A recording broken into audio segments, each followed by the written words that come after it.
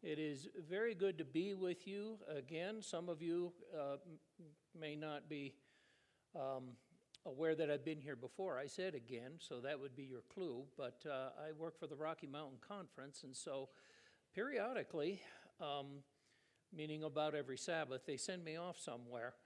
And it's been my privilege to be here more than once, and I appreciate very much. Made a lot of good friends down here. So thank you all for inviting me again. My wife and I love to travel around the Rocky Mountain Conference. It makes us ask what took us so long to get here because of other places that we've been a lot flatter than this.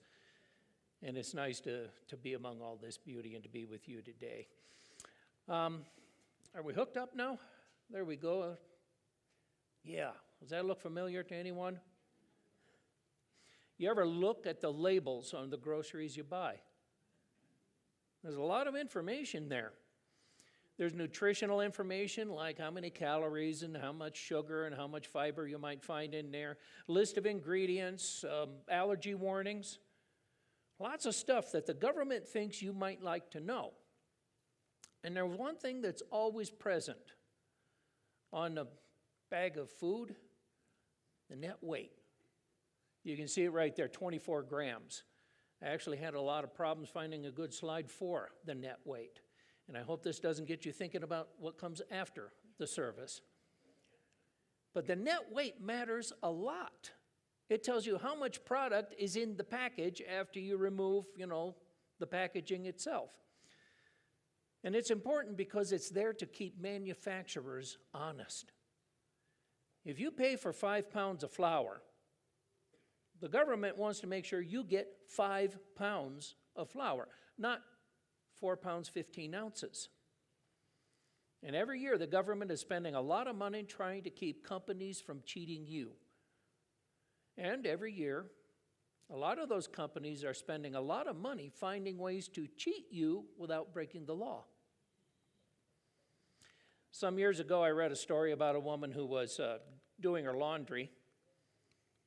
Maybe the battery's not working. Okay, I'm going to do a signal. When I do this, no one else will notice. Can you advance it one? There we go. A woman was doing her laundry some years ago, and her detergent bottle was nearly empty. Not a problem. She had a backup bottle. Same brand, same size bottle, same instructions. 1 capful per laundry load. Well, she took the old bottle and she filled up that cap. It went up a little bit above halfway, and that was it. So she just took the cap off the new bottle and proceeded to fill the old cap, poured it in, and then tried to put the old cap onto the new bottle, and it didn't fit. Because it turns out that the old cap was too small for the new bottle. Now, they had not changed the formula on the detergent at all, but they changed the size of the cap so that now the same size bottle, instead of washing 32 loads, only washed 30 loads. So you'd have to buy detergent sooner. No laws were broken, but somebody was getting cheated. They're always thinking of new ways to take our money. We have learned that new and improved means they change the color of the toothpaste. We know that a new larger size comes with a new larger price. And as soon as we catch on to their tactics, they move on to something else, don't they? Excuse me. Well, cheating customers isn't a new thing. The Bible talks about it, and not even in the New Testament, all the way back in Deuteronomy chapter 25. That was our text for this morning, if you've got it handy. We can see from God's instructions to his people, though, that cheating is just as old as buying and selling have always been. Deuteronomy chapter 25, verses 13 to 16, New International Version says, "Do not have 2 differing weights in your bag, one heavy and one light. Do not have 2 differing measures in your house, one large, one small. You must have an honest and accurate weights and measures, so that you may live long in the land the Lord your God is giving you. For the Lord your God detests anyone who does these things, anyone who deals dishonestly. Differing sized weights in your bag. What an odd phrase. But it's a reference to the use of scales in the marketplace. You see, they didn't have prepackaged food back in those days. When you went to buy salt in the open market, it was loose. It was in a big bin, and they had to take out how much you wanted to buy. And they would use scales to weigh it out. Well, in those open marketplaces, the first thing that happened when you said you wanted to buy a pound of salt was you went into an argument about how much you were going to pay for a pound of salt. It wasn't a set price. It was, we would negotiate a little bit, but as soon as you settled on that argument, another argument started. When we weigh the salt, whose pound weight are we going to use? The sellers or the buyers? Excuse me. You see, the sellers had learned if we make a weight that looks like a pound, but we shave a little of the metal off of it, then when it balances that salt, that's not a full pound of salt that I'm selling there, even though I'm charging you for a full pound of salt. Didn't take very long for the buyers to catch on. So they started coming to market with their bag, that carried the essentials in it, a purse. And inside it, they would have a weight that was supposed to be a pound. And they would say, we're not using your pound, we're using my pound. Well, you know what the buyers were doing? Their pound was a little bit heavy.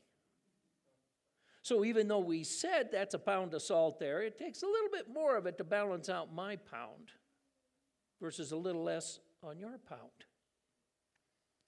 And you know what God said to his children? Don't be that guy. You're not supposed to be cheating anybody by claiming that's a full pound when it's a little more or a little less, depending on what benefits you. God's command to his people was be honest. You like to think of yourself as an honest person in all of your dealings? I hope so. I mean, I do my best to report all my income on my task forms. When you go to sell a car, do you say, well, I know, it does burn a little bit of oil or whatever other problems it might have? You don't use expired coupons at the store. I know they come on your phone now, but there's still a date on them when they're not good anymore. Well, all of those are good things, and they're all in keeping with the spirit of what we just read there in Deuteronomy chapter 25. Weighing things honestly. It's the modern equivalent of that. And you do it all the time, whether you're buying or selling. But don't give yourself too much credit just yet, because weighing things honestly is not just important in transactions. Accurate scales are important also in scrutinizing people. I'd like you to turn to Matthew chapter 7, if you would. And there's going to be some familiar words. There's something that we like to quote a lot for the benefit of other people. But it's the kind of thing that we're supposed to be applying to ourselves. Okay? Matthew 7, 1 and 2. Do not judge, or you too will be judged. For in the same way you judge others, you will be judged. And with the measure you use, it will be measured to you. Scriptures often equate weighing with judging. You know, the night that Babylon fell, God wrote on the wall in fiery letters on that banquet hall where Belshazzar was holding a big feast. It was a message that spoke about judgment on his kingdom. And the second part of that message, the Aramaic word tekel, meant you are weighed in the balances and found wanting. The imagery of weighing is describing an act of judgment. When Job was in distress, crying out for justice, he said, "Let God weigh me in honest scales, and he will know that I am blameless." Again, there's that imagery of scales representing justice. Well, that imagery is still with us today. Justice is often represented as being blindfolded and holding scales, indicating fairness in judgment. Deuteronomy 25 is related to Matthew 7. In the Old Testament, it says, "Use accurate and honest weights and measures." And in the New Testament, the same weight you use is going to be used on you. So whenever you use for one person, use for another person. Or to make it a whole lot more personal, whatever measure I use for me, I must also use for you. You see, there's two ways to cheat with weights. First one is to use a heavy measure. It takes more of my salt to balance that weight, but I'm going to give you less. I'm sorry, I got that backwards. Using a heavy one, I'm saying it's taking more of your salt to balance it when I'm getting it, right? That's how we like to weigh other people's stuff. We use a heavy measure, right? Not just in business transactions, but in personal matters. I look at the mistakes that you made, things you said or did, and I put all of that on one side of the scale, and I plop a heavy weight down on the other side, and I say, "You don't measure up." Is that the way that you think a Christian should act? What's in your refrigerator or on your TV or in your closet? Don't you know we're supposed to be an example to the world? So I'm going to lay some truth on you with a heavy weight. We can judge other people quite harshly, can't we? I ran across this quote, Byron Langenfield. I don't know who he is, but he had something smart to say here. I'm sorry, that's me measuring other people with a heavy weight. I'm not keeping up with my own slides. But I like this quote. "Rare is the person who can weigh the faults of others without putting his thumb on the scale." Well, that's true. Now, don't misunderstand what I'm saying here. It does matter how we present ourselves to the world. Jesus does care about our behavior. So by all means, maintain a high standard. But understand also that we need to leave a lot of room for people who are learning, for those who are struggling. And we need to leave room for differences of opinion because you may not have all the answers just right. I want you to turn to Romans 8:34 for a second. I'm sorry, I am going to have a lot of text today. When you're tempted to judge other people, I want you to keep this in mind. This is also real familiar words here. Keep in mind who the real judge is, and keep in mind what our role is in judging. Romans 8:34. Who then is the one who condemns? No one. Christ Jesus, who died, more than that, who was raised to life, is at the right hand of God and is also interceding for us. You see, your role is not to condemn. And Jesus is the judge. When we take it upon ourselves to judge others, we use a heavy weight, and that cheats them out of our respect. It cheats them out of their dignity. And we invite the same weight to be used to judge ourselves. Well, there's another way to cheat with weights. A light weight. Not quite as heavy.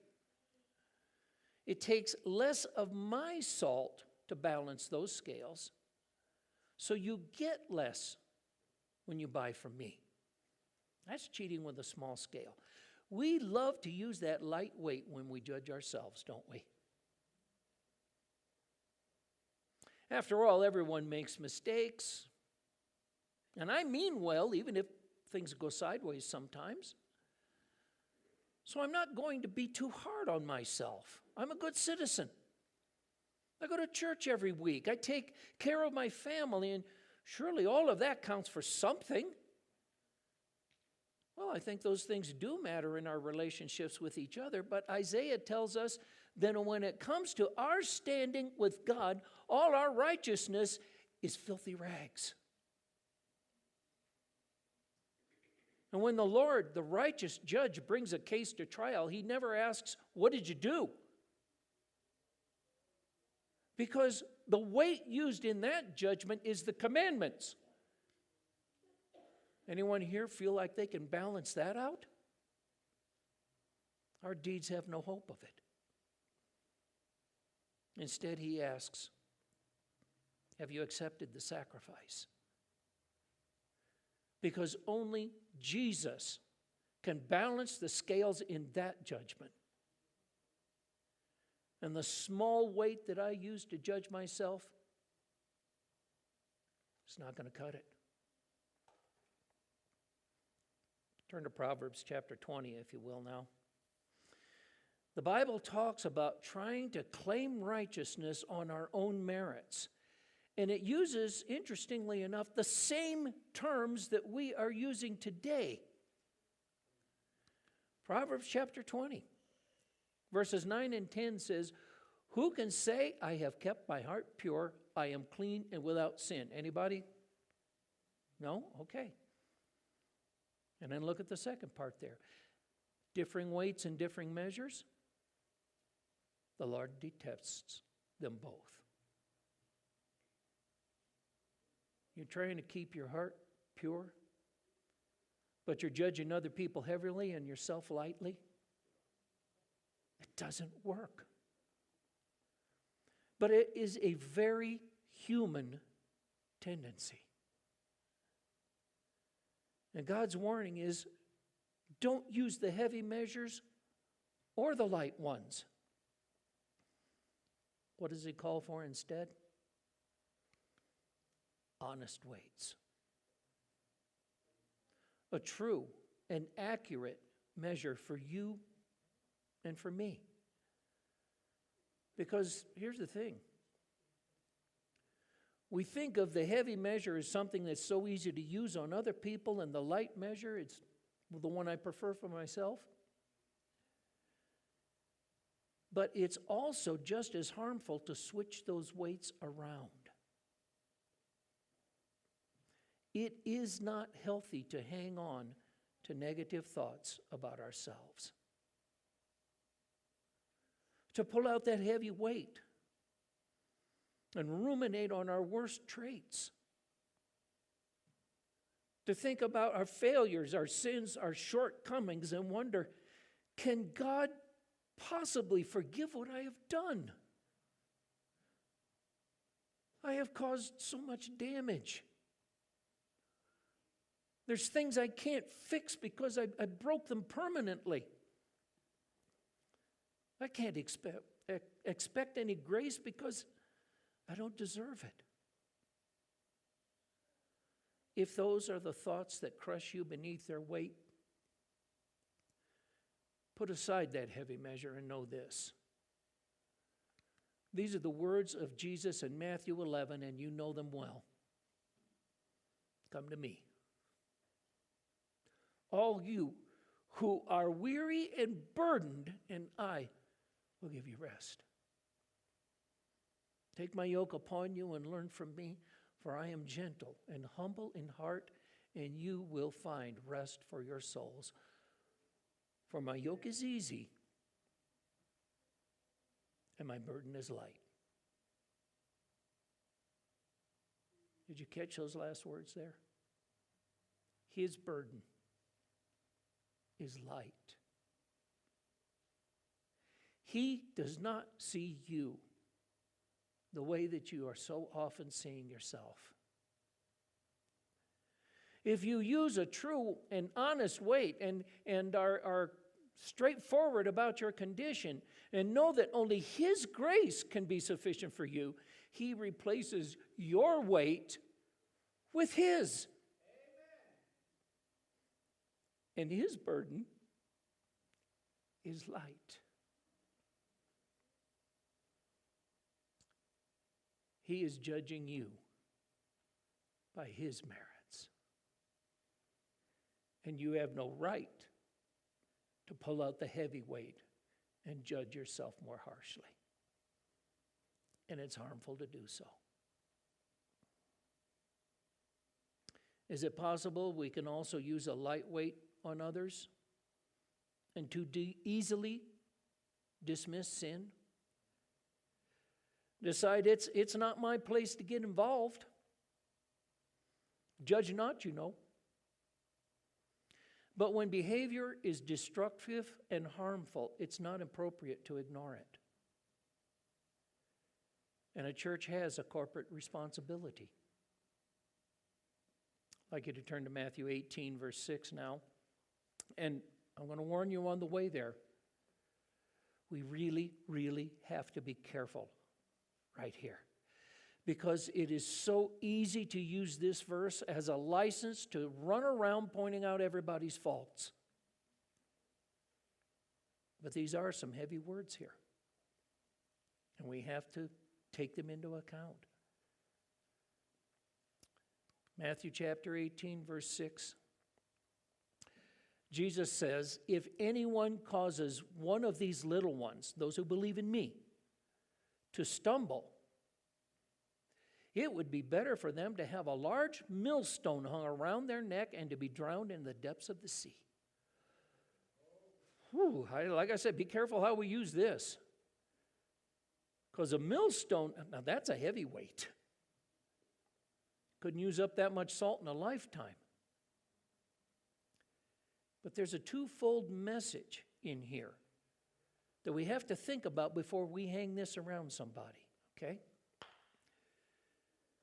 One is that we're supposed to be cautious about our own behavior. This is a warning from Jesus saying, don't lead other people astray. Hold your standards high. Be an example of me. Let me live through you. Because others are watching. So be on guard.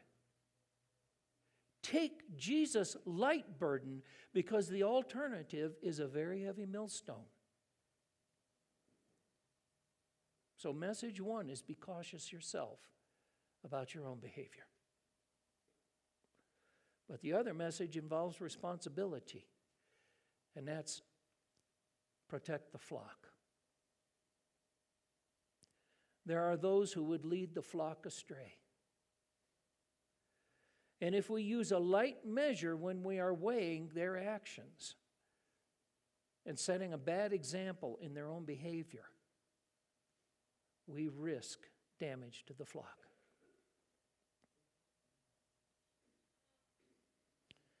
Those ancient people used to carry around different sizes of weights in their bags. And we look back at them and say, wow, that's consciously deciding you're going to defraud someone. How awful. Trying to cheat when they're buying and selling. Of course, the Lord doesn't approve of that. Nobody likes a cheater. Nor does He approve of using different weights in judgment, though. Laying that heavy weight on others when we judge them, but justifying ourselves with a light weight. Or saying what I have done is so terrible it can never be erased. But what you did, let bygones be bygones. You only end up cheating yourself and others. What happens instead when you are honest and fair with people? You use neither a heavy nor a light weight, but are consistent in your dealings, honest about the fact that we all fall short and we all need grace. Well, Jesus talks about that too. It's our last text. It's Luke 6:38. I can give you the time to look it up, but you already know it. And I think that's probably a good place to wrap it up. Give, and it will be given to you.